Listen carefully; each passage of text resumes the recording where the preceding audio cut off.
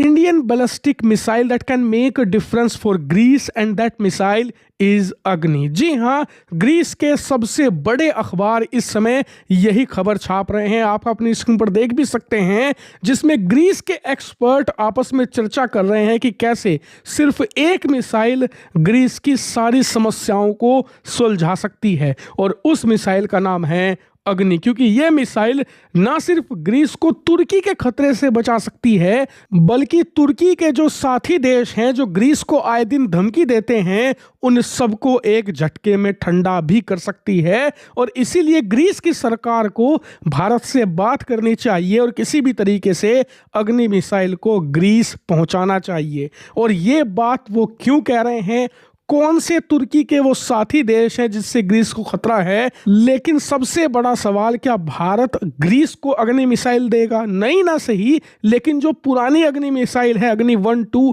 क्या वो भी दे पाएगा? इन सारे सवालों के जवाब इस वीडियो में आपको मिलेंगे, इसीलिए अंत तक बने रहिएगा।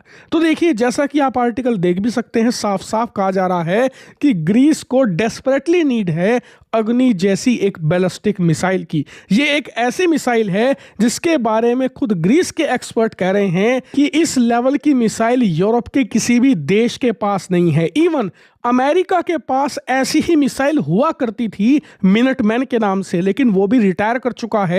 और नई ऐसी मिसाइल बनाने में अमेरिका ने अनुमानित खर्च $70 अरब का बताया है। जी हाँ, जो अग्नि जैसी मिसाइल अमेरिका तैयार कर रहा है ना, उसका खर्च $70 अरब आने वाला है, जो 2030 तक तैयार होगी। इससे आप समझिए कि इस स्केल की मिसाइल को तैयार करना, इस मिसाइल को डिप्लॉय करना कितना बड़ा चैलेंज होता है। इसीलिए ग्रीस को लगता है कि भारत से ही उसे एक ऐसी मिसाइल काफ़ी कम दामों में मिल सकती है। लेकिन ग्रीस ये मिसाइल लेना क्यों चाहता है? क्योंकि ये एक लॉन्ग रेंज की मिसाइल है। जो उसका सबसे बड़ा दुश्मन है तुर्की, वो तो उसका पड़ोसी देश है, इसीलिए उसे लॉन्ग रेंज मिसाइल की ज़रूरत क्या है? तो उसके लिए आपको तुर्की के दोस्तों की सूची को जानना पड़ेगा। दरअसल जो लोग नहीं जानते, जैसी कट्टर दुश्मनी भारत पाकिस्तान की है ना, ऐसी ही दुश्मनी है ग्रीस और तुर्की के बीच में। यहां तक कि दोनों देश नाटो के सदस्य हैं, लेकिन फिर भी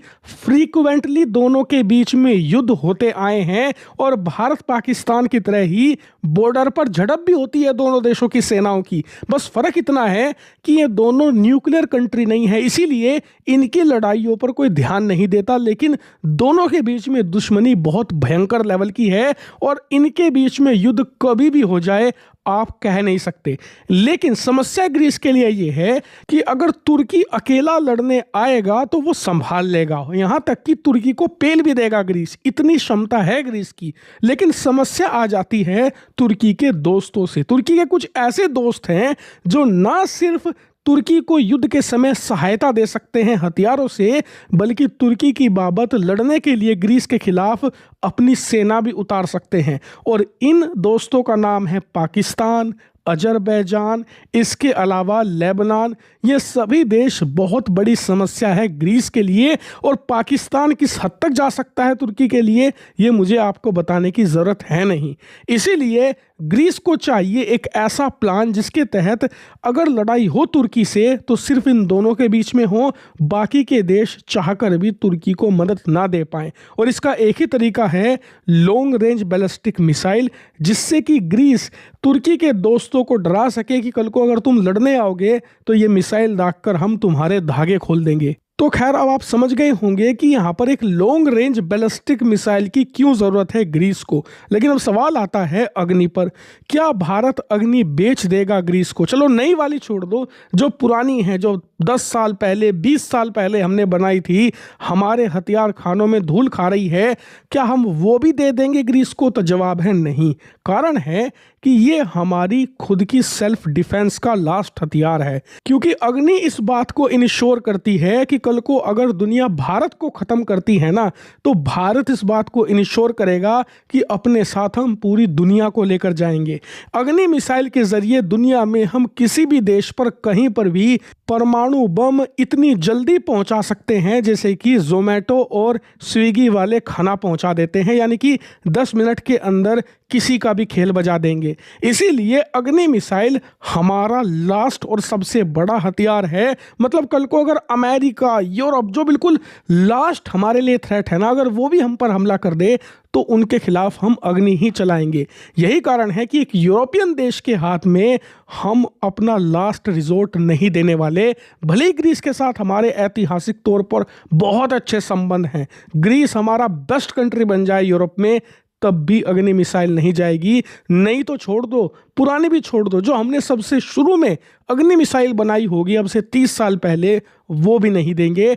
और ये आसान काम भी नहीं है। मान लीजिए कल को एक ऐसा प्रधानमंत्री बन जाता है जो बहुत ज़्यादा ग्रीस का फेवर करता है, या मान लीजिए ग्रीस का ही कोई आदमी प्रधानमंत्री बन जाता है भारत का, तब भी असंभव है अग्नि मिसाइल ग्रीस को देना, क्योंकि ग्रीस MTCR का सदस्य नहीं है, यानी कि मिसाइल टेक्नोलॉजी कंट्रोल रिजीम।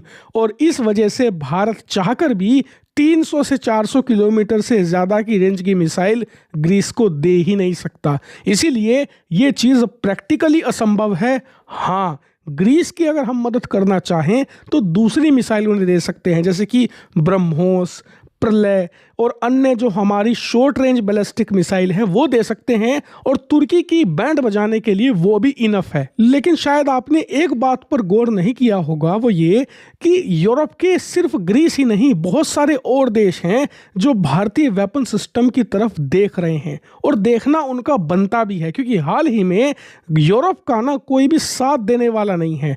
भाई रूस तो उनका दुश्मन है ही, चीन पर भरोसा नहीं कर सकते, और अमेरिका जो उनका सबसे बड़ा सहयोगी था वो मुंह फेर चुका है। इसीलिए इन देशों को ऐसे हथियारों की ज़रूरत है जो इन पर वो रिलाय भी कर सकें और जो उन्हें धोखा भी ना दे। भारत की छवि दुनिया भर में भले ही कैसी हो, लेकिन एक चीज़ जिस पर पूरी दुनिया भरोसा करती है वो ये कि कल को भारत में किसी भी पार्टी की सरकार आए, कोई भी प्रधानमंत्री बने, लेकिन भारत आपको धोखा नहीं देगा। अगर आपके साथ कमिटमेंट कर लिया तो कर लिया, हम आपके साथ लास्ट तक खड़े रहेंगे। इस बात को भारत सुनिश्चित करता है, और यही कारण है कि भारत यूरोप के छोटे छोटे जो देश हैं, ग्रीस, हंगरी वगैरह, इन सब के लिए एक रिलायबल पार्टनर साबित हो सकता है, जो धोखा नहीं देगा, लेकिन साथ ही आपको एडवांस मिलिट्री टेक्नोलॉजी भी देगा, जिससे कि आप अपनी सुरक्षा खुद कर पाएं। लेकिन समस्या ये है कि हमारी डिफेंस इंडस्ट्री ये अलाउ नहीं करती। जब तक प्राइवेटाइजेशन नहीं होता, हम इन हथियारों के चाहे कितने भी ऑर्डर मिल जाएं, लेकिन इन ऑर्डर्स को पूरा करने की क्षमता नहीं है हमारी। मतलब आप खुद सोचिए कि HAL 5 साल हो गए तेजस लड़ाकू विमान का ऑर्डर मिले, आज तक एक सिंगल तेजस नहीं दे पाया। 1.5 साल हो गया है जो HAL को इंजन मिला था, लेकिन आज तक वो इंजन इंस्टॉल नहीं कर पाए तेजस लड़ाकू विमान के अंदर। इससे आप अंदाज़ा लगाइए कि कितने ज़्यादा इनकम्पिटेंट है हमारी सरकारी हथियार कंपनियां। इसीलिए अब समय आ गया है कि सरकार मास स्केल पर इन सरकारी हथियार कंपनियों को प्राइवेटाइज करे, और साथ ही जो प्राइवेट प्लेयर्स हैं उन्हें सपोर्ट करे, ताकि ना सिर्फ हम अपनी डिफेंस सेल बढ़ा सके, बल्कि याद रखिए हथियारों की सेल के साथ आप जियोपॉलिटिकल फ़ायदा भी उठाते हैं।